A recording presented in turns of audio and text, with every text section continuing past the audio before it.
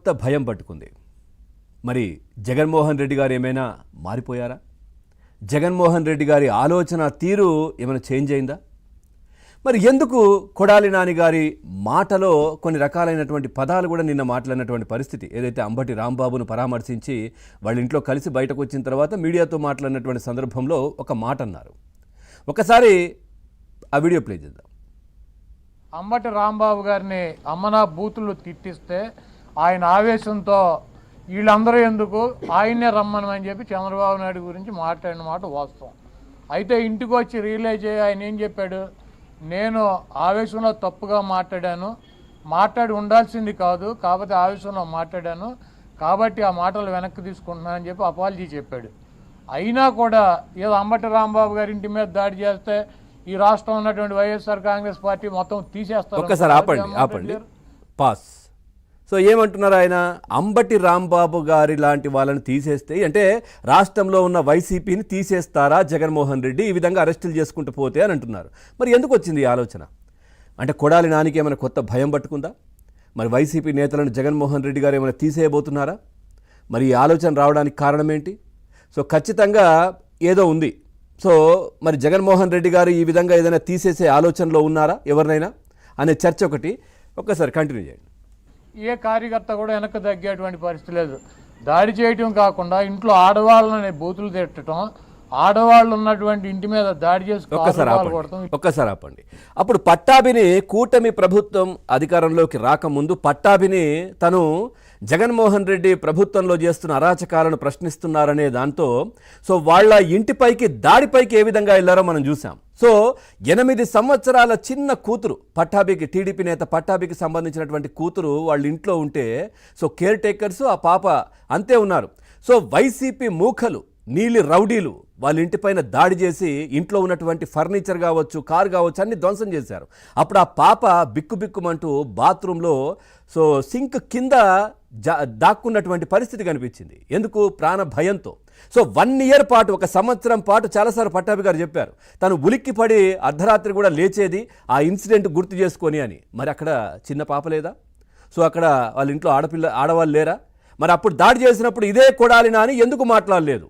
So ఇప్పుడు అంబటి రాంబాబు ఇంట్లో ఏదైతే దాడి జరిగినటువంటి సమయంలో ఆడవాళ్ళు ఉన్నారు అని చెప్పి మాట్లాడుతున్నారు కదా, అక్కడ చిన్న పిల్ల. అంతెందుకు, ఇక్కడ మన స్పీకర్ అయ్యన్న పాత్రుడు గారి అబ్బాయి చింతకాయల విజయ్ హైదరాబాద్లో నివాసంలో ఇక్కడ ఉంటే సో ఇక్కడ వాళ్ళ ఇంట్లోకి వచ్చి సో పోలీసులు హడావిడి చేసే ప్రయత్నం చేస్తే ఇంట్లో చిన్న పిల్లలు, అసలు ఏం జరిగిందో తెలియని పరిస్థితి. అరే మా నాన్న గురించి పోలీసులు వచ్చారు, ఆయన చేసింది ఏమీ లేదు. సో అక్రమంగా పెట్టినటువంటి కేసుకు సంబంధించి సో ఆ 2 పిల్లలు కూడా సో భయభ్రాంతులకు గురైనటువంటి పరిస్థితి అప్పుడు కనిపించింది. చింతకాయల విజయ్కి సంబంధించినటువంటి పిల్లలు 2. సో ఈ విధంగా మరి టీడీపీ కార్యాలయం పైన దాడి చేశారు, ఇష్టం ఉన్నట్టుగా నిప్పు పెట్టారు. మరి అప్పుడు ఎందుకు మాట్లాడలేదు ఇదే వైసీపీ నేతలు? ఒక్కసారి మళ్ళీ ప్లే చేయండి. బాబు గారిని అమ్మనా బూతులు తిట్టిస్తే ఆయన ఆవేశంతో వీళ్ళందరూ ఎందుకు ఆయన్నే రమ్మనమని చెప్పి చంద్రబాబు నాయుడు గురించి మాట్లాడిన మాట వాస్తవం. అయితే ఇంటికి వచ్చి రియలైజ్ అయ్యి ఆయన ఏం చెప్పాడు, నేను ఆవేశంలో తప్పుగా మాట్లాడి ఉండాల్సింది కాదు, కాకపోతే ఆవేశంలో మాట్లాడాను కాబట్టి ఆ మాటలు వెనక్కి తీసుకుంటున్నానని చెప్పి అపాలజీ చెప్పాడు. అయినా కూడా ఏదో అంబటి రాంబాబు గారి ఇంటి మీద దాడి చేస్తే ఈ రాష్ట్రం ఉన్నటువంటి వైఎస్ఆర్ కాంగ్రెస్ పార్టీ మొత్తం తీసేస్తారు అనుకున్నారా జగన్మోహన్ రెడ్డి గారు? ఎట్టి పరిస్థితిలో తీడు. ఏ కార్యకర్త కూడా వెనక్కి తగ్గేటువంటి పరిస్థితి లేదు. దాడి చేయటం కాకుండా ఇంట్లో ఆడవాళ్ళని బూతులు తిట్టడం, ఆడవాళ్ళు ఉన్నటువంటి ఇంటి మీద దాడి చేసి కార్లు పగలు కొడతాం, ఇల్లు పగలు కొడతాం, ఆఫీస్ పగలు కొడతాం.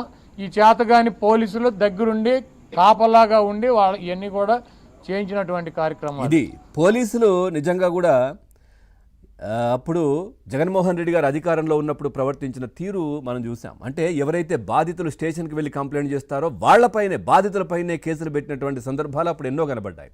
సో ఇప్పుడు చట్ట ప్రకారం సో వాళ్ళకు నోటీసులు ఇచ్చి వాళ్ళకి తగినంత సమయం ఇచ్చి అరెస్టులు చేస్తున్న పరిస్థితి మనం ప్రజెంట్ చూస్తూ ఉన్నాం. సో అయినా కానీ కొడాలి నాన్నగారు ఈ విధంగా మాట్లాడుతున్నారు అంటే నిజంగా కూడా ఒక చర్చ. ఏపీ అసెంబ్లీ ఎన్నికల తర్వాత ఈయన అజ్ఞాతంలోకి వెళ్ళిపోయారు, ఎక్కడ కూడా బయటకు వచ్చిన పరిస్థితి లేదు. చాలా కాలం తర్వాత మళ్ళీ నిన్న బయటకు వచ్చారు.